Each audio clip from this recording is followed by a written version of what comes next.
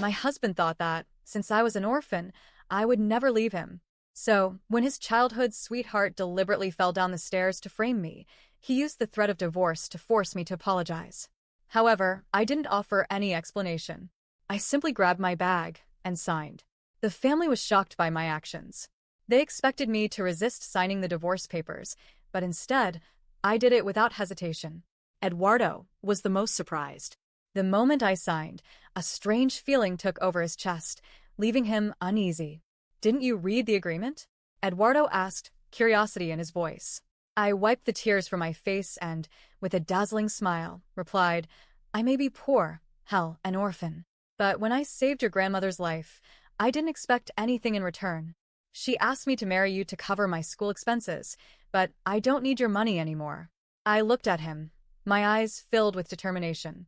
Then, unexpectedly, I emptied the contents of my backpack on the floor. To his surprise, there were only textbooks and pens inside. "When I came into this house, I had nothing but this," I continued. "I knew you'd never accept me as your daughter-in-law, so I tried to fit in. I became your maid. I did everything without question, but in return, I got nothing but humiliation." I paused, then added, "Everyone thought I married your son for money. Well, here's all your money back. I, Letitia, swear I never spent a single penny from any of you." I handed Eduardo a small notebook. "One bank card. This notebook contains every cent you gave me. I never used it." I opened an account and deposited the money. "I thought there would come a time when you'd care for me in return, but I was wrong. I'm giving it all back." I turned to Dona Helena, who was holding a card in her hands, feeling the weight like a burden. I spoke with icy calm. "Mrs. Helena, you agreed to pay for my tuition in exchange for marrying your grandson. I didn't need it. Now I'm giving everything back." Dona Helena was moved to tears, but I paid no attention. My heart was hardened by betrayal. "How do we know this card actually works?" questioned Renata, always obsessed with money. I turned and gave her a cold look, making Renata shrink in her seat. "You can check at the bank. I'm not afraid of losing wealth. I'm not like you, who's terrified of poverty." Everyone was stunned by the new side they were seeing of me. I looked different, strong, unshakable, and confident. Then I fixed my eyes on Fabiana, who looked fragile and weak in Eduardo's arms.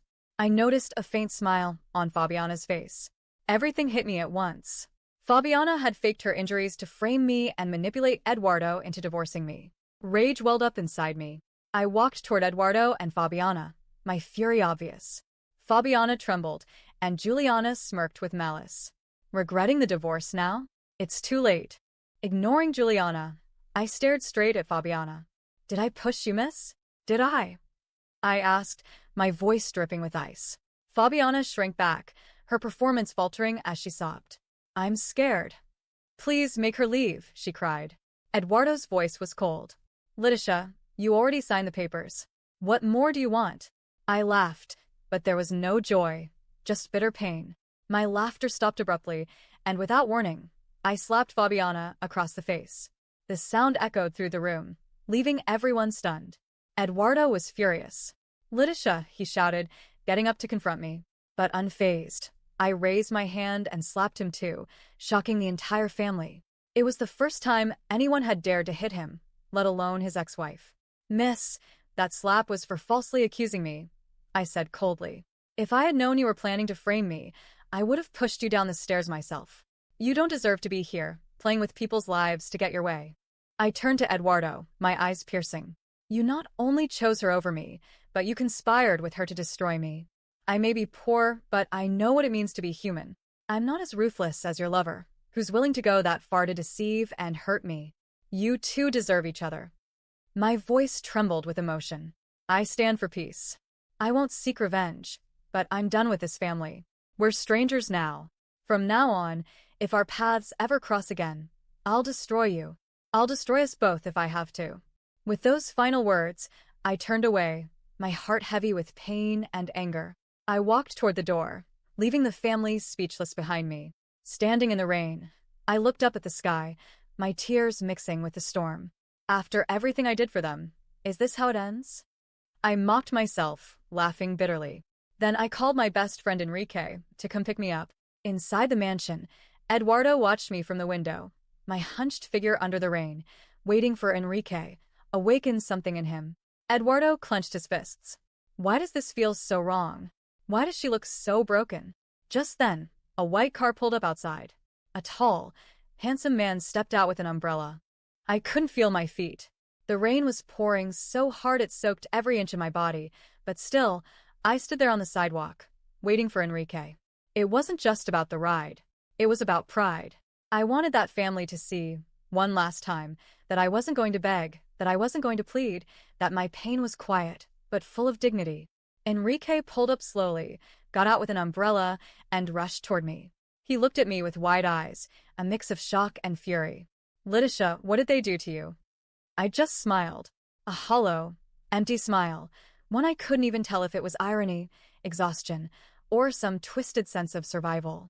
I got into the car, without saying a word. Enrique turned on the heater and offered me his jacket, but I refused. In that moment, I needed to feel the cold. I needed it to remind me that this wasn't just a nightmare, that it was real, that I had truly lived through hell in what I now called, in my mind, the Lion's Mansion, a family that had devoured me piece by piece. Want to go to my place or back to Dona Olivia's boarding house? He asked, driving slowly. Dona Olivia's, I replied. At least there, no one would ask questions. At least there, I could be invisible again. And that invisibility had started to feel like freedom. When I arrived, I went straight up to the tiny room I had rented before the marriage. It felt like going back in time, only now with a soul completely shattered. Enrique didn't insist on coming up. He knew my silences. He left me with a kiss on the forehead and a quiet, call me if you need anything. As soon as I closed the door, my body collapsed. I didn't cry. I didn't scream. I just sat there on the floor, soaked hair dripping, staring at the stained ceiling like it was somehow more comforting than Eduardo's arms had ever been. How could he? How could he? Days passed in silence. I didn't go out. I barely ate. I just slept and woke up in the same spot. Enrique came by, dropped food at the door, sent messages. I didn't answer. How could I speak to the world when I couldn't even face myself? On the fourth morning, my phone buzzed nonstop. Messages. Calls. Enrique. Open the door. It's urgent. I dragged myself to the door and unlocked it. Enrique rushed in, holding his phone. You need to see this, he said, showing me the screen. A video. Fabiana, in the hospital, wearing a neck brace, performing for a local reporter. I just wanted to help, but she hated me for being close to Eduardo. She pushed me. I feared for my life. I just want justice. I felt sick. Fabiana, who had faked the whole thing, was now playing the victim on live TV. And worse, people were buying it. The comments were brutal. Poor woman. Another jealous psycho. Eduardo got out just in time. They're painting you as unstable, Letitia. Like the slap was just the beginning of something much darker, Enrique said through clenched teeth. Eduardo hasn't said a word. He's not defending you. I sat on the edge of the bed. My heart pounded in my chest. They were destroying me. Again. But this time, it wasn't behind closed doors, it was public. And he knew the truth. He had seen it. And still, he remained silent. They won't stop, Enrique. They want to erase me. First they humiliated me. Then they discarded me. Now they're turning me into a criminal. And he's letting them. Enrique just looked at me, like he was waiting for what came next. But I didn't know. Not yet. The next morning, I got up early and returned to the university. They welcomed me with caution. They knew Eduardo's family had funded my education, but they never knew why. I reactivated my enrollment using the money I had saved. The same money I had refused to use before because deep down, I knew I'd need it to start over. People stared at me in the hallways, whispered, looked me up and down. But I walked with my head held high, even if inside, I felt like ashes. During one of my law classes, the professor asked me to stay after. I thought it would be a warning, but he closed the door and said, Letitia, I read your paper from last semester, and I've seen the news. I know you're being treated unfairly. If you want help, I know a good lawyer. And in that moment, I realized something. Maybe I had lost one battle, but I wasn't done yet. There were still fights ahead. And this time I had allies. That night, back at the boarding house, I sat down with Enrique and told him everything. He listened quietly. Then he looked me straight in the eyes and asked, Do you want justice or revenge? I didn't hesitate. Both. Without another word, he smirked and placed a folder on the table. Then let's begin. Planning revenge isn't like in the movies. There's no dramatic music, no fiery speeches, no explosive rage. It's silence. It's cold clarity. It's when the pain no longer burns but sharpens, when grief becomes calculation, and betrayal becomes a weapon you learn to aim. After that night, I sat down with Enrique in the small room at the boarding house. The walls were thin, and the rain outside tapped steadily, like a heartbeat reminding me that time was moving forward whether I was ready or not. Enrique opened a folder, slowly. There were no names inside, just outlines, questions, and risks. But the first thing he said rewired something in my brain. They used your pain to tell a false story. Now you're going to use that same story to destroy them. I didn't respond. I just nodded. We started from the beginning. Enrique took notes while I finally recounted everything I had endured in that house, not with tears, but with focus. The humiliation. The way Renata constantly reminded me I was just an orphan. Juliana's passive-aggressive comments during dinners. The way Dona Helena cloaked commands in kind advice. Eduardo's quiet indifference, disguised as affection. And, of course, the final blow. Fabiana. Every name, every scene, every cold glance was documented. Enrique treated it like building a case, not just legally but morally. He wasn't just a friend. He was the first person to look at me and see a whole woman, even if I was shattered. You're not just trying to clear your name anymore, Enrique said, writing one word in big, bold letters across the top of the page. Credibility. Their credibility is their shield. Your downfall was built on that shield. If we crack it, the rest will collapse. In the days that followed, Enrique took me to a small, no-frills law firm. That's where I met Marcos. He was sharp, quiet, and had zero tolerance for rich people who thought they were above consequences. I've seen families like this, he said during our first meeting. They use money and image to control everything. If you want to take them down, it won't be with rage. It'll be with strategy, precision. And so, we started digging. Old text messages, bank records, email exchanges showing how Fabiana had reinserted herself into Eduardo's life well before the staircase incident. Recordings of Dona Helena pressuring me to know my place. Bit by bit, we began connecting the dots of a web they thought no one could untangle. Enrique built a second file, the image file. We tracked public appearances, media coverage, charity events. Renata was on a local women's business board and loved pretending she supported underprivileged women. Juliana posted motivational quotes about empathy, but we found audio of her mocking me behind closed doors. And Eduardo, with his press suits and gentle voice, always looked so honorable. That was his mask. But the worst discovery was about Fabiana. Since her hospital interview, she'd gone silent online. But Enrique, always resourceful, contacted an old classmate of hers. That's when we learned Fabiana was now trying to partner with women's rights organizations, using my name and our incident as the foundation of her new persona. She was turning the story she fabricated into a platform. She wanted to be a symbol, a martyr. I felt sick. She's manipulating real people now, Enrique warned. You're not just fighting a family anymore. You're fighting a narrative. People will defend her because they believe she's a survivor. I know, I said without blinking. That's when Marcos leaned forward and said the sentence that would define our entire strategy. If she wants to be a symbol, we'll make sure the world knows it's a lie. But slowly. First, we plant the doubt. Then, we deliver the truth. That night, I returned to the room alone. I lay on the bed, staring at the cracked ceiling like I used to when I wanted to disappear. But I didn't want to disappear anymore. I wanted them to feel what I felt that day in the rain.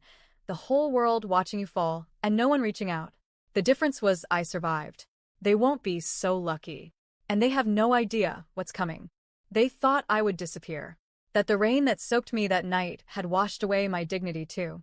That I would become just another rejected woman, humiliated and silenced by a carefully crafted narrative. What they didn't know was that every tear I cried had turned into strategy. And now, I was ready to return everything. Not with shouting, not with threats, but with truth. Cold, undeniable, public truth. The first piece on the board was Fabiana. She was the foundation of the lie, the perfect victim. The fragile, sweet, heartbroken woman. But her mask had a crack, and I knew exactly where to press. Enrique created a fake profile on a social media page focused on women's advocacy. A believable name, a solid backstory. He started liking Fabiana's posts, commenting with admiration. She fell for it instantly. In her mind, she was gaining another supporter. And then, Enrique, with Marcos's help, struck. A post appeared on that profile, an anonymous article titled, "When the Victim Lies, the Other Side of the Story." It didn't mention names, just told a very familiar tale, eerily similar to hers, but from the perspective of the woman falsely accused. It ended with a simple question. What if not every woman who claims to have been pushed is telling the truth? The reaction was immediate. The comments exploded. Some people defended Fabiana, but others started to question. This sounds too familiar. Why was there never a video of the fall? Why has the ex-husband never spoken up? She stayed silent for 2 days. On the third, she posted a tearful statement, using the same hospital photos from before, claiming how hard it was to be discredited and re-traumatized. And that's when Enrique dropped the bomb. A screenshot. Fabiana at a party, laughing, dancing, taken on the exact date she claimed to be bedridden. The source? One of her old friends, who posted it without realizing what Fabiana had been pretending. The internet did the rest. Her credibility collapsed. Organizations that once wanted her for speaking engagements quickly distanced themselves. Eduardo's silence was now seen as complicity. And me? I didn't say a word. I didn't have to. The seed of doubt had been planted, and it was blooming. But that wasn't enough. I wanted more. Next was Renata, the self-proclaimed businesswoman who empowers young women. Enrique found out that her company hired unpaid interns, forced them to work long hours, and even made them pay for their uniforms. Marcos gathered documentation, testimonies from former interns, screenshots, everything. We published it on a labor rights blog. The post gained traction fast. The very next day, Renata lost a massive contract with a brand that refused to work with exploitative companies. Then came Juliana. She was easy. Enrique unearthed an audio recording from a party where she laughed and said, Letitia thought she was going to be a princess. Ended up as a maid with a ring. The clip went viral. Juliana tried to deny it, claiming it was edited. Enrique, with a tech expert friend, proved it wasn't. She was removed from a youth business association, and her name became synonymous with elitist cruelty. By now, the family's public image was in ruins. But the main event was still ahead. Eduardo. The man who stood in silence. Who watched it all happen. Who let them tear me apart so he could protect his precious reputation. Marcos managed to obtain a copy of our prenuptial agreement. One clause was clear: any proof of infidelity during the marriage would void post-divorce benefits. Enrique, through some digging, got a hold of Eduardo's and Fabiana's message logs, flirty, intimate exchanges, weeks before the alleged fall, including one on the exact day of the accident. Marcos called Eduardo to a legal meeting. He arrived calm, wearing his usual smug smile, thinking it was about money. But when he saw the documents, the proof, the timestamps, the undeniable truth, he turned pale. "This could destroy my name," he said, visibly shaken. "Exactly," I replied, using the same soft tone he once used when he told me to be understanding at his family dinners. He tried to offer a settlement. "A lot of money." He said he'd pay whatever I wanted if I just kept this private. I smiled. And declined. "I don't want your money, Eduardo. I want the world to know who you really are." I stood, looked him in the eyes one last time, and said, "You let them humiliate me. You watched me fall alone in the rain. Now, it's your turn to feel the cold." And I walked out. For the first time, I felt no fear, no guilt. I wasn't defending myself anymore. I was delivering justice. Fabiana disappeared from the internet. Renata lost 2 lawsuits filed by her former interns. Juliana deactivated all her accounts and now sells secondhand clothes online. Eduardo started appearing in news articles with headlines like, "The Man Who Stayed Silent, When Complicity Speaks Louder Than Words." And me, I went back to school.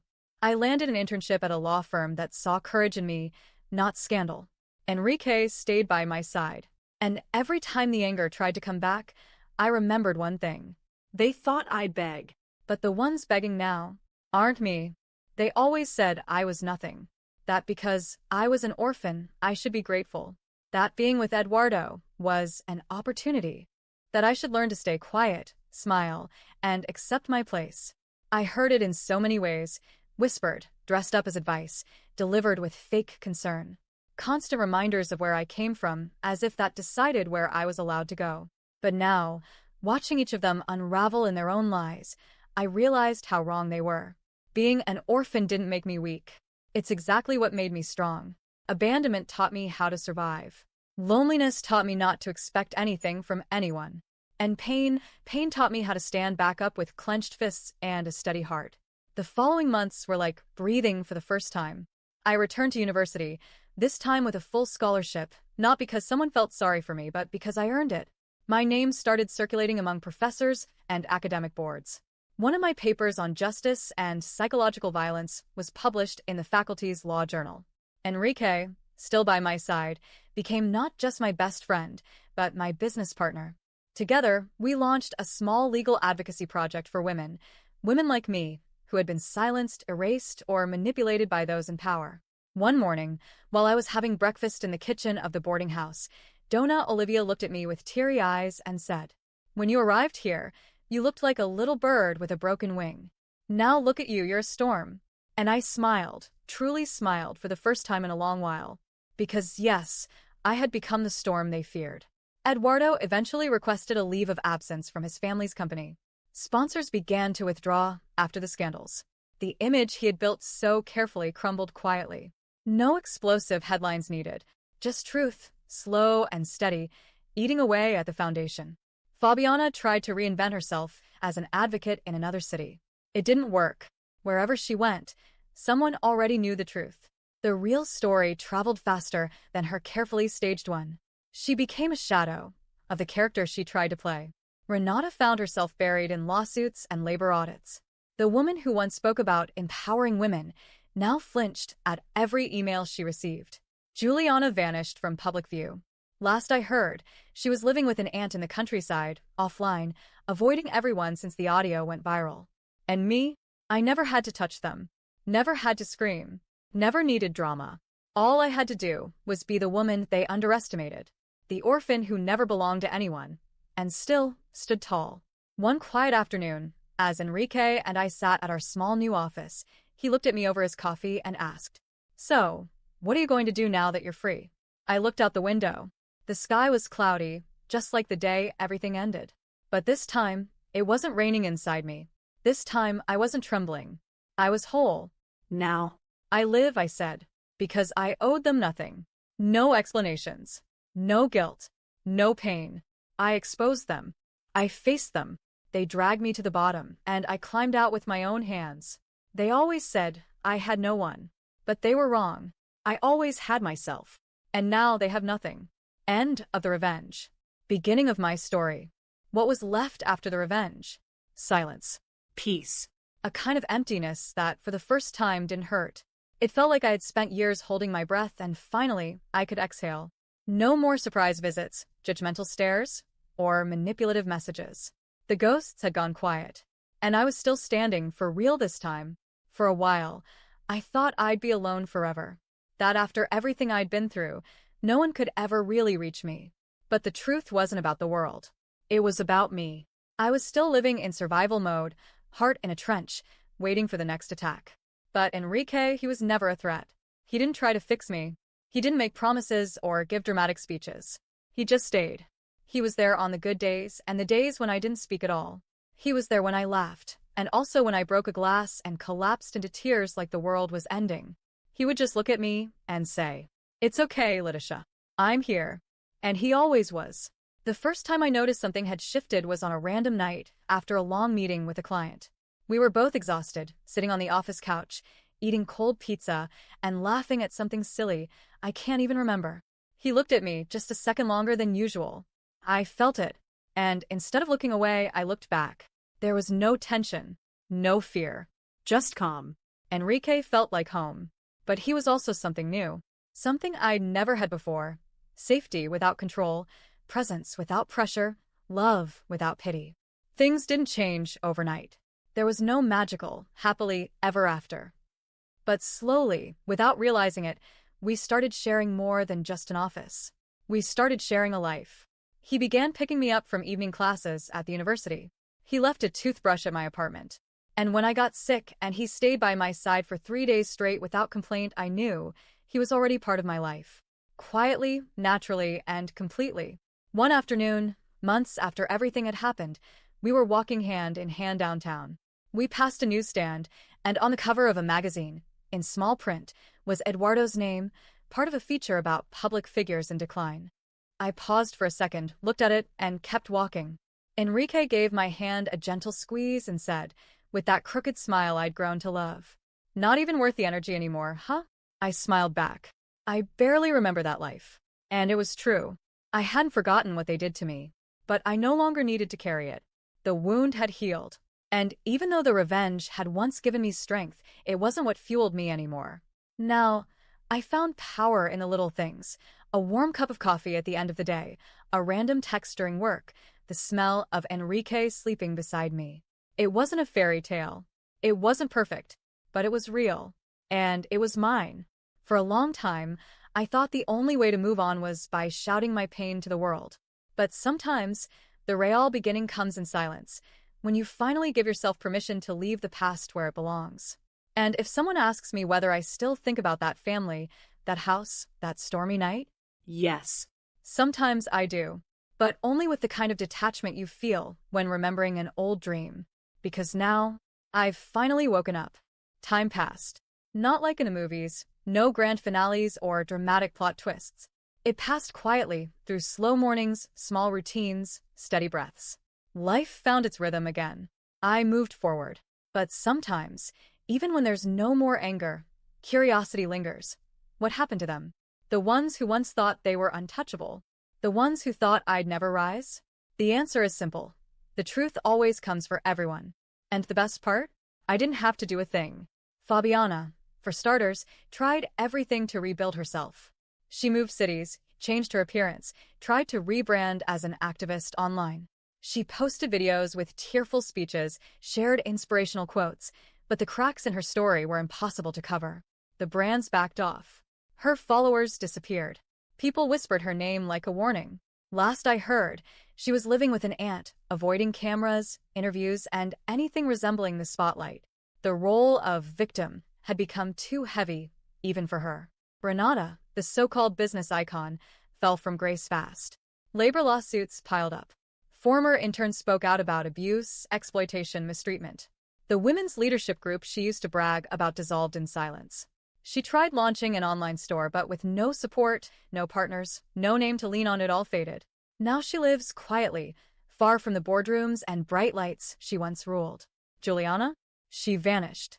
Completely. After her cruel audio went viral, brands dropped her instantly. She tried rebranding as a self-love coach, but it didn't last. No one believed her anymore. Rumors say she lives with a distant relative in a small town, without social media, rarely leaving the house. And honestly, I don't hate her. I feel sorry for her. She spent so long pretending to be above everyone, that when she fell, she had no idea who she was without the applause. And Eduardo, the man who watched me break. He tried to rebuild his reputation, of course. Took a break from the family business for personal reasons, but everyone knew why. People stopped trusting him. Not because of what he did, but because of what he didn't do. Because he stayed silent when he should have spoken. That silence became his legacy. He tried to remarry. Twice. Neither relationship lasted. Not because of betrayal, but because no one wanted to be with a man who stood by and let his wife be destroyed. The newer generation called him out. The older one turned their backs. He faded slowly, shrinking into a version of himself even he didn't recognize. The man who once said I needed him is now the one left with nothing. And me? I lived. I grew. I rebuilt. Enrique and I built something real. We made mistakes, we laughed, we healed together. We created a project that helps women like me, women who were silenced, dismissed, erased. I turned my pain into purpose. I never returned to that house. I never looked back with hurt, only with distance. The past is still there, but it doesn't own me. It simply reminds me of what I survived, that I was stronger than all of it, that the name Letitia, the one they tried to shame, now stands tall, on its own. And if I could go back and speak to that version of me, the one soaked in the rain, holding a divorce paper, alone and broken, I'd whisper just one thing. You didn't lose. You were set free. And time proved it to everyone. I've thought many times about how to end the story. For so long, I imagined what I'd say if I ever made it here, alive, whole, strong. But now that I'm here, looking back, I realize the most powerful words aren't the ones that hurt, they're the ones that set you free. I'm not a hero. I'm not perfect, nor am I some flawless symbol of survival. I fell. Hard. I was humiliated, betrayed, ignored. I was torn down by people I once respected. And when I thought I couldn't fall any further, I did. But I survived. Not because someone came to save me, but because I chose not to let myself die inside. I was used, manipulated, discarded. By a family who thought they were too important to care about someone like me. But in the end, they were the ones who crumbled under the weight of their own lies. And you know what hurt the most? It wasn't the betrayal. It wasn't the public shame. It was how much I erased myself just to be accepted. How small I made myself trying to fit. Thinking that if I was quiet enough, kind enough, good enough, someone would finally choose me. But you don't win by shrinking. You win when you finally realize you never needed to be chosen, you just needed to choose yourself. If there's one thing this story taught me, it's that not every wound needs revenge. But every wound needs a lesson. I didn't become strong by hurting them back. I became strong the moment I understood my worth. And today, I don't need Eduardo's apology. I don't need Juliana's approval. I don't need Renata's recognition. Because the one person I truly needed to see me finally does. Me. With all the scars. With all the mistakes. And with all the strength it took to start over. This story ends here. But my life doesn't. It moves forward with love, with freedom, with truth. And with one final promise. I will never be silent again.